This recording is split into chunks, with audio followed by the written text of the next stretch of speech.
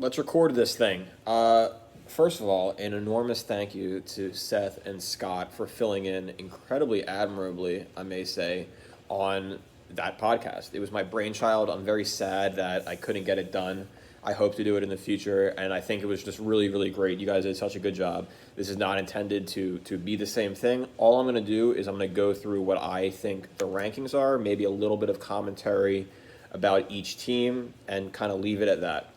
So, without further ado, number 12, I've got Ryan. Lamar is very good. Wentz is all right. He's got good quarterbacks. I like Thielen, whatever his name is.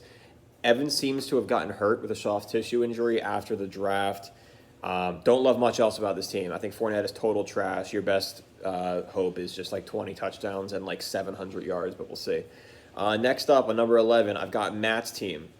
It's the kind of team where with those high-end players, you could make it work. It reminds me of one of those old Seth teams where he kind of just like plays on the razor's edge of injury risk, but you need good management for those kinds of teams. So Matt is just not known to be a good manager. I'm not saying he makes bad trades or whatever. He just doesn't do enough on the waiver wire. I have to assume that'll continue this year. I'm putting him 11. Number 10, I've got Chris, the Al Davis dynasty. I actually like his quarterbacks. I think that he's got the right level of upside there, and he's got people on the bench in case someone like Roethlisberger goes down. I actually like Tyrod quite a bit. I think he could be like a sneaky like quarterback 13, put up 17 a week kind of player. I just don't love the running back 2 position, and I'm also just kind of a little lower than market on Derrick Henry, so that kind of factors in there. So take that as you will with a grain of salt. Number 9, I got John Starvin, the Rusty Shackelford team. It's an okay team. It's definitely going to be in contention. I like the quarterbacks. I like Rivers. I think that Frank Reich, he throws on the goal line quite a bit, so he could get like a little bit of inflated touchdowns versus maybe the yards that you'd expect from that. Great top 2 receivers. Elliott's very good. I don't love Carson. I'm a little lower on Andrews. I heard Seth say that as well. This roster's all right. This roster could totally compete. It could even win the championship. Everything I think above this level is right in the thick of it. So take that as you will as well. Number 8, I've got Dan's team. I think this is one of the worst teams that Dan's drafted. It's not bad. It's in the thick of it. But the idea that he typically likes to rely on his wide receivers and then get like a pass-catching running back. And that doesn't work quite as well in a 2-quarterback league, just as a strategy. I don't love Tannehill. I happen to like Locke, and I even like Darnold a little bit. But like the idea that this is anything but the worst quarterbacks in the league out of anyone who has multiple quarterbacks. Obviously, Matt has very, very bad quarterbacks. Of people who use Superflex, these are the worst quarterbacks, just bar none. And that's going to add up when you have like 3 or 4 less points than someone who's got more of a top-line quarterback, and that happens over the period of 2 quarterbacks, not just one. I also don't think that the receivers are good enough for the strategy to pan out. Tyreek Hill, I've got wide receiver 2. He's amazing. I like Robert Woods. I like Kupp. I happen to not love Brown, but the idea is he needs like a wide receiver 7 there for this to work, and he just doesn't have it, I don't think. And this is going to be a common theme when I talk about Michael's team, but when you look at rosters like this that have the great tight end that you spend for, it's easy to discount having that great tight end, so we can't forget about Kelsey. Kelsey's extremely important, but I'm going to talk about this later. I think he did what Michael did, just worse across the board. Number 7, I've got my team, and I want to talk about my strategy for a second, not because it's like, oh, center of the world. Let's hear about my team. I actually think it's interesting content. So basically, we all know what my strategy was. I went very heavy on the non-top 2 quarterbacks and also invested in depth. I think that it's easy to discount the idea that having quarterback depth is depth too. So you look at my roster, you say, oh, not a lot of depth. But quarterbacks get injured too, especially in this league. Quarterback depth is very important. Having a good third quarterback should be treated like having a good third running back this year. But also my strategy was really just quarterbacks are putting up 20 points, and you want to be able to get those 20 points instead of 16 points. If you make up for it on your roster by having like quarterback 15, spending $1 in a 1-quarterback league and saving money for players elsewhere, and you get like 16 points versus the 20 points of a top quarterback, that's fine in a 1-quarterback league. But I'm making the risk that if you're doubling that, it's going to win some weeks. I'm putting myself at 7. I think I've got a good roster. I'm higher on Chubb than the market, higher on Gordon than the market, but I recognize that my strategy comes with a lot of risk. We will see what happens. Time will tell on this strategy. Number 6, I've got Seth. I think I'm giving him a little bit of benefit of the doubt because he is just very good at evaluating talent.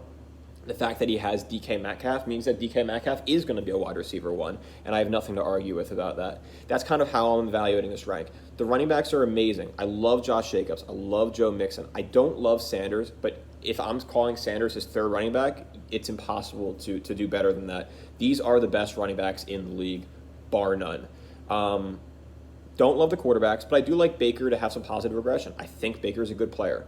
I love Noah Fant. I think he's so good. I wanted him very badly. I'm very jealous of Seth. Number 5, I got Josh. I totally agree with the idea that we cannot discount how valuable Pat Mahomes is for this league. And I think Jared Goff is also a really good player too. These are amazing quarterbacks. I have 2 top 5 quarterbacks, but Josh has the best quarterbacks in the league because he has, in my opinion, hands down number 1, and someone like Goff who's more like 11, 12. That's a really nice balance. I think it's great. The running backs are okay. I think this is an okay team outside of the quarterbacks. I don't love it outside the quarterbacks, but in this league, having those quarterbacks is really going to push him up, which is why I have him number 5. And I want to just check on who his roster is very quick to make sure I remember it, because I don't remember. Oh, I like McLaurin a lot. I like Calvin Ridley. I don't love Jonathan Taylor or Higbee, but I do like Kenyon Drake. I think Kenyon Drake's going to be for real. So that's part of the reason I have him number 5. 4, I like Scott's team.